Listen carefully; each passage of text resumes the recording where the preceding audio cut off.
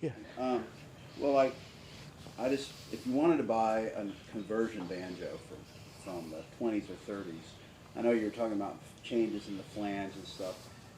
Is there a reason why, say, if it was a TB that you're converting to a 5-string, that a 30s would be more valuable than a 20s original pot? It's a very simple reason, because that's what Earl had. Yeah. That's what Earl had. Okay? Yeah. Yeah. Always keep that in mind. That's what Earl had. It's a mantra. That, That's that what leads Earl me had. to two more questions. One is, how much who played what banjo influence what everybody wants versus which one? Like you were talking about the American something that was so expensive versus the something else that was less, but because somebody played it. Is that like pretty much? Yeah, I think that's an important factor, and I'm sure George can chime in on that too. And that goes across genres.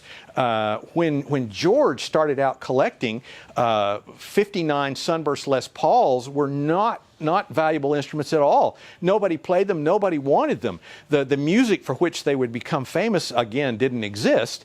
So nobody wanted them. And then Mike Butterfield, Mike Bloomfield in Butterfield's band. I think more than anybody repopularized the Les Paul. Yeah.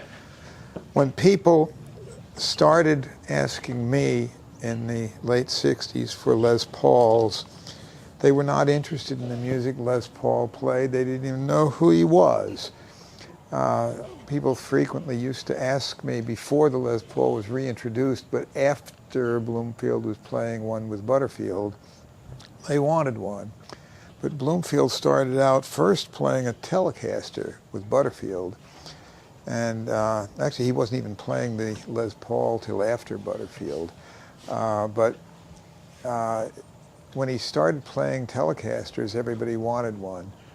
When he first picked up a Les Paul, I was still in college at University of Chicago, but it was a 54 gold top with single coil P90 pickups and the wraparound bridge.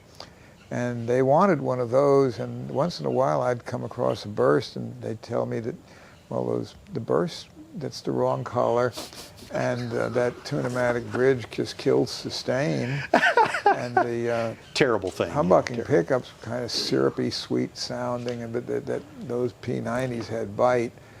But 2 weeks after Bloomfield had a Sunburst Paul, they couldn't remember ever having said that. And Bloomfield actually had come to me and asked me if I could find one for him, because when I first met Bloomfield, he was an acoustic player.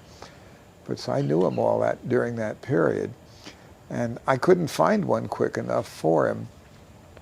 They were, if you could find them, they were about $150 to $200, but because they were not in demand yet. But they were still rare because there were only about 1,500 ever made, and those were dispersed all over the world. So rarity doesn't mean that it's going to be big money until somebody wants them. The other thing about rarities, especially if something is one of a kind, people often say, "Ooh, I have a guitar or a mandolin or a banjo and it's the only one like it." Well, generally that means that it was commercially unsuccessful. People looked at it and said, "I don't want one." Or the Nobody else wanted one. Looked at it, they'd build a prototype and look at it and say, no, one's enough. I have a Dobro upright bass made in 1931. It's rare. It's the only one. I have photos of it with Rudy DePera next to it with Rancho Revelers, I think Rancho that's right. Revelers, yeah, 1932, the photo, but the instrument was made in 31. But if you play a note or two on one, you'll know why one was enough. It's interesting. It's a good wall hanger. Actually, it's too big to put on the wall, but it's an interesting museum piece, and it will be going to the Belmont University Museum because it's a great conversation piece, and it's the only one. What's different about it?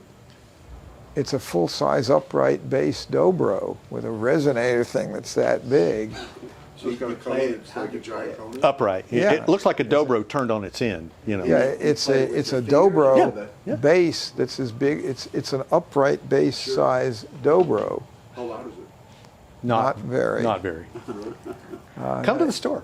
We'll let you play it. Yeah, it's still at the store, but it is going to go to Belmont. But Was it Dupree Brothers made? yes, Okay. absolutely. And picture of John with the bass. It's provenance is impeccable on it. Yeah, it's definitely the real deal, but rarity alone doesn't really make for something that's great. But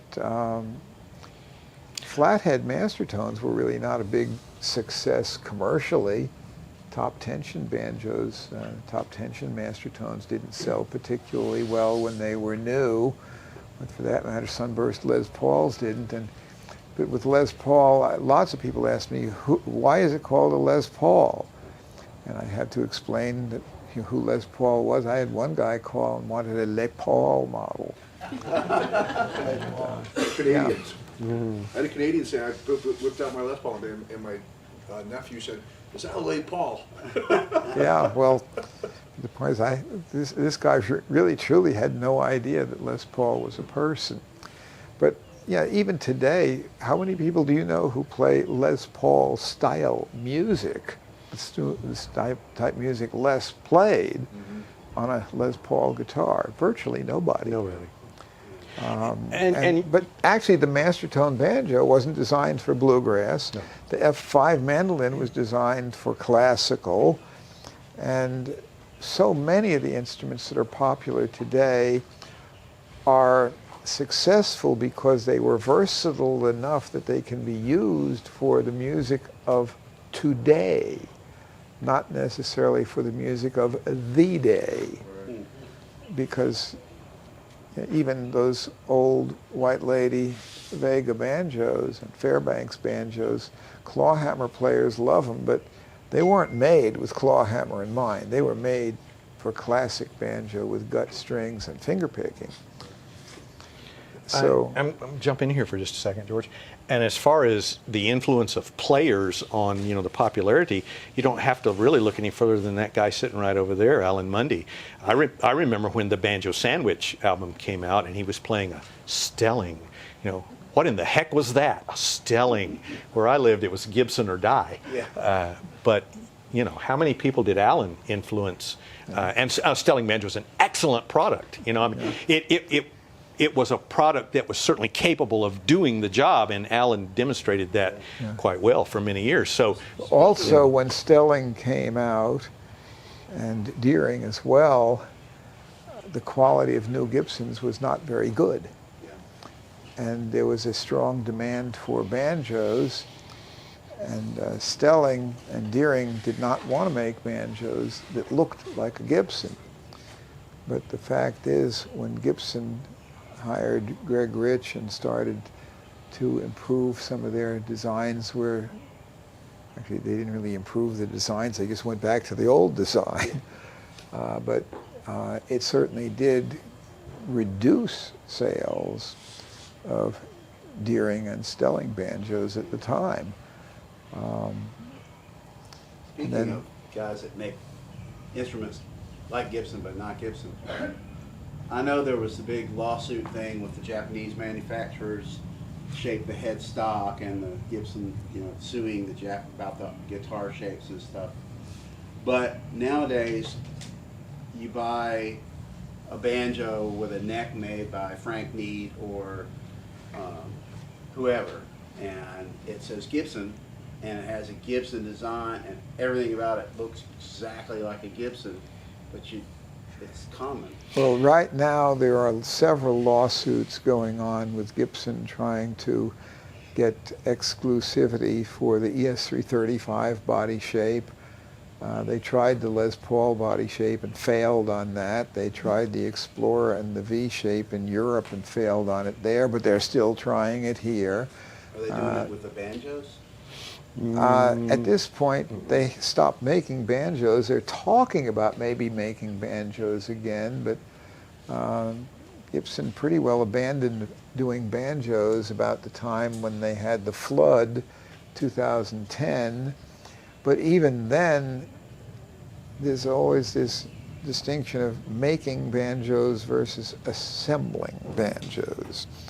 if you buy all the metal hardware from Pruka and you have somebody else make the resonator and somebody else make the rim, and for a while, if Sullivan was making the neck even fully inlaid and sent it, if all you do is spray the finish and then assemble it, who made it? But, you know, assembly plants are something that automakers do that too. It's how come right now they ain't got no chips. And they don't have a lot of other parts. You know, if you look at how many hours of labor goes into assembling a car in the major U.S. automotive plants, they may say that they assemble a car in a day, but they are assembling parts that they bought from subcontractors. So, you know, Ford, Chrysler, Mercedes, whatever, they don't make the headlights, the tail lights, they don't make the chips, they don't make the steering wheels, they actually don't make much of it. They assemble it. They paint it, and they weld things together, but it's nowhere near like guitar makers, where they pretty well make everything except the tuning gears. For that matter, I mean, the cases, most don't make their own cases, but Taylor makes their own cases. But and these are issues of trade dress, what we call trade dress, not copyright, not trademark, but trade dress. Is what these Gibson issues had are called. proprietary parts made, so Star Brass didn't make these tone rings for anybody else. And the flanges weren't made for anybody else, but they bought tuning gears from Grover. Right. And they didn't make, but Gibson didn't make they didn't make any of their metal parts. That's right. The tailpieces even say Grover on them. Right. The tuners say Grover Right. on them.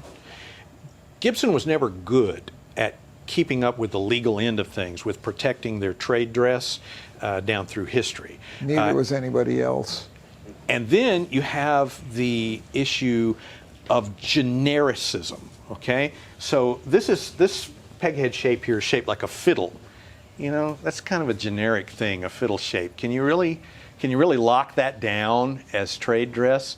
You know, maybe this double cut peghead, maybe, you know, but Except they copied that from Stewart. from Stewart, right. So, But you know, the name Gibson inlaid right across the top. okay, now, the other issue in trade dress is you have to demonstrate continual use, okay? And Gibson, for example, abandoned that peghead shape at the beginning of World War II and didn't use it again until the late 1980s. So that's not continual use. So a good lawyer in court could argue, you walked away from that. You know, yeah, we can use it. So that's kind of some of the issues surrounding these reproduction necks by Frank Need and Arthur Hatfield and all these guys. So.